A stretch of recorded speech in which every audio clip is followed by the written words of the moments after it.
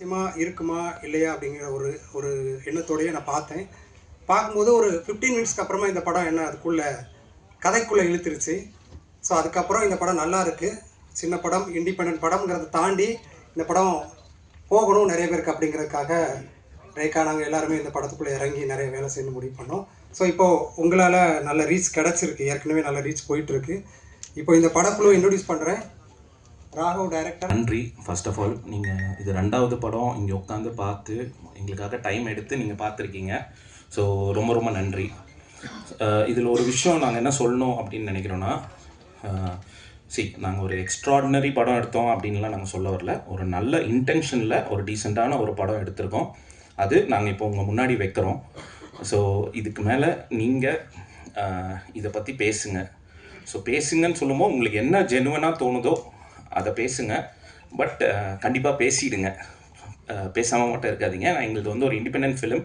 நீங்கள் எல்லாருமே பேசுனீங்கன்னா தான் அட்லீஸ்ட் ஒரு நமக்கு ஒரு ட்ராக்ஷன் வரும், மக்கள் வருவாங்க இதுக்கு. So thank you so much.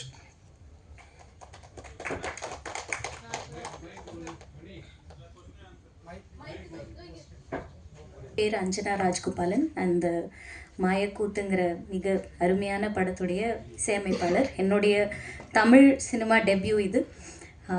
ரொம்ப அழகாக எழுதப்பட்ட ஒரு படம் அப்படின்னு தான் நான் கருதுகிறேன். ஏன்னா எனக்கு முதல்ல இதை எடுத்துகிட்டு வரப்போ இவங்க ஃபுல்லாக ஷூட் பண்ணி எடிட் பண்ணி தான் கொண்டு வந்தாங்க. அண்ட் வெறும் பேக்ரவுண்ட் ஸ்கோர்ஸ் வேணும் அப்படின்ட்டு தான் வந்தாங்க. பட் என்னுடைய இன்புட்ஸ் அவங்க ரொம்ப கொலாபரேட்டிவாக எடுத்துக்கிட்டு நாங்கள் ஒவ்வொரு பாடலும் வந்து இதில் எப்படி ஒர்க் பண்ணோன்னா அந்த ஸ்டோரிக்கு ஏற்ற மாதிரி அதோடைய ஸ்ட்ரக்சர், அதோடைய ஃபார்மேட், அதனால தான் ஒவ்வொரு பாடலும் சவுண்ட்லேயும் சரி அதோடைய ஃபார்மேட்டும் சரி ரொம்ப டிஃப்ரெண்ட்டாக இருக்கும். பொதுவாக நீங்கள் கேட்குற தமிழ் சினிமா பாடல்கள் மாதிரி இல்லாமல் ஒரு புது சவுண்ட், ஒரு புது ஏஸ்தட்டிக், ஒரு நல்ல ஃபீலிங்கோடு போகணும் அப்படிங்கிறது தான் எங்களுடைய இன்டென்ஷனாக இருந்தது. So thank you so much for coming. Please எங்களுடைய படத்தை பற்றி பேசுங்க.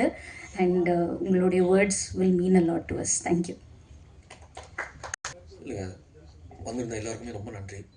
அவர் சொன்ன மாதிரி ஓகே, எல்லாருக்குமே ரொம்ப நன்றி.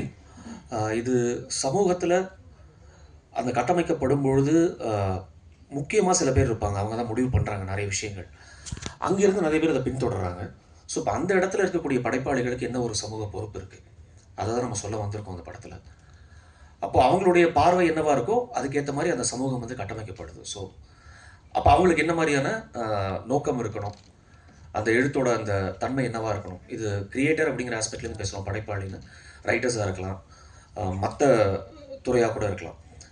இந்த மொத்த படைப்பாளிகளுக்கும் என்ன மாதிரியான ஒரு இது இருக்குன்னு சொல்லி பேசுகிறோம். இதுதான் இந்த படம் சொல்ல வந்த விஷயம். மற்றபடி எல்லாமே வந்து நீங்கள் பார்த்துருப்பீங்க. உங்களோட அவர் சொன்ன மாதிரி வந்து உங்களுக்கு என்ன தோணுதோ அதுக்கு ஏற்ற மாதிரியான அந்த விமர்சனங்களை கொடுங்க. ரொம்ப நன்றி வந்ததுக்கு. தேங்க்யூ. இன்றைக்கி நேரத்தில் ரொம்ப மகிழ்ச்சியாக இருக்குது. அடுத்தடுத்து 2 படங்கள்லேயுமே ஒரு மகிழ்ச்சி தரக்கூடிய சம்பவங்கள், ஏன்னா எல்லாருமே பாராட்டக்கூடிய ஒரு நிகழ்வாக இருக்குது.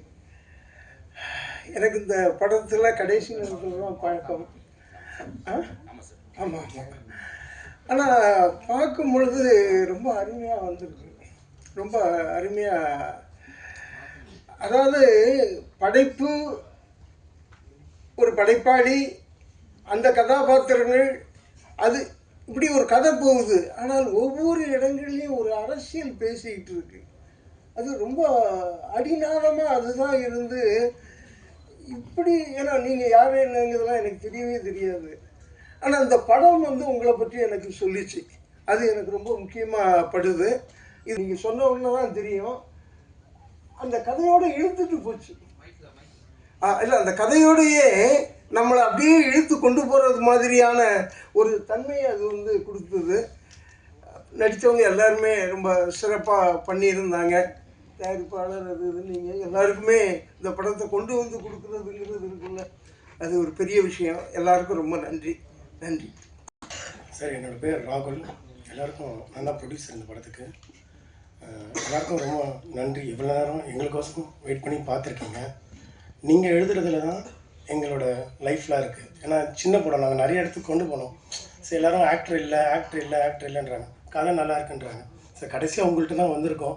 நீங்கள் தான் இந்த படத்தை நல்லபடியாக எடுத்துகிட்டு போகணும். நன்றி நன்றி சார். Thank you sir.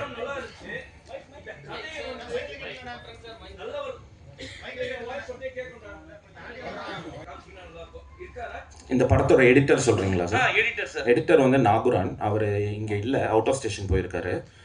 அவர் வந்து சாணிகாயுதம், கேப்டன் மில்லர், டான் இதெல்லாம் பண்ணவர். இன்ஃபேக்ட் அதுதான் சார் எங்களுக்கு வந்து ஹானஸ்டாக இதில் வந்து நாங்கள் இந்த டெக்னிக்கல் டீம், எங்களோட டெக்னிக்கல் டீமுக்கு வந்து வி ஆர் ஸோ கிரேட்ஃபுல். என்னென்னா இது ஒரு லிமிட்டட் பட்ஜெட், நாங்கள் இது 25 lakhs எடுத்திருக்கோம். சரிங்களா? ஆமாம். அண்ட் நாங்கள் இதோட அவுட்புட் வந்து இவ்வளோ கொஞ்சம் எக்ஸலண்ட்டாக எங்களால் அதை டெலிவர் பண்ண முடிஞ்சதுக்கு முழுக்க காரணம் எங்களோட டெக்னிக்கல் டீம் தான். Starting with Sundar Ramakrishnan.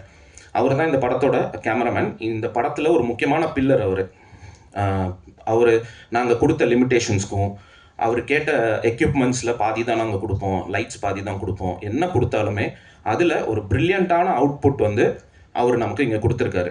அடுத்தது வந்து அஞ்சனா. இவங்ககிட்ட நாங்கள் போகும்போது எங்களுக்கு சாங்குக்கு ஐடியாவே இல்லை. நாங்கள் வெறும் பேக்ரவுண்ட் ஸ்கோர் மட்டும் போடுங்க, இதுதான் பட்ஜெட். அதுக்கே ரொம்ப கம்மியான பட்ஜெட் தான் போனோம்.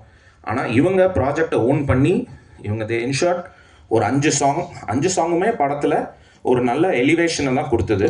ஸோ அது ஒரு பக்காவாக க்ரியேட் பண்ண பட்ஜெட்டும் அங்கே அவர் வாங்குறதும். பட் அதுக்கு என்ன ஜெனுவினிட்டி, என்ன எஃபர்ட் போட்டாரோ அதே எஃபர்ட் வந்து எங்கள் படத்துக்கும் போட்டார். ஸோ டெக்னிக்கல் டீம், நாகுரானுக்கு மட்டும் இல்லை, entire technical team we are so grateful sir.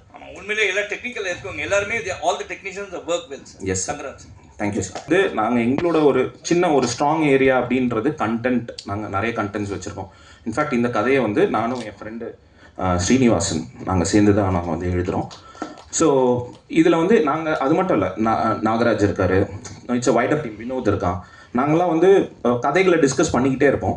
நிறைய கண்டென்ட்ஸ் இருக்குது. இன்ஃபேக்ட் இது வந்து ஒரு ஷார்ட் ஃபிலிம் ஐடியாவாக இருந்தது இனிஷியலாக, சம்வேர் இன் 2014 or 2013. ஸோ அந்த டைம்லேருந்து ஃபைனலாக நாங்கள் வந்து நிறைய ஷார்ட் ஃபிலிம்ஸ் எடுத்திருக்கோம். இண்டிபெண்ட்டாக ஒரு படம் எடுக்கலாம் அப்படின்னு டிசைட் பண்ணப்போ எல்லாம் ஒன்றா உட்காந்து பிரெயின் ஸ்டார்ம் பண்ணோம், என்ன எடுக்கலாம் அப்படின்னு சொல்லிட்டு. சரி, ரொம்ப கமர்ஷியலாக போகாமல் இந்த ப்ராசஸை நம்ம ஃபஸ்ட்டு கற்றுப்போம். அதுக்காக இந்த மாதிரி நாங்கள் ஃபைனலாக இங்கே வச்சுருந்த லாட்டில் இந்த லாட் எடுத்து அதை டெவலப் பண்ணோம் சார்.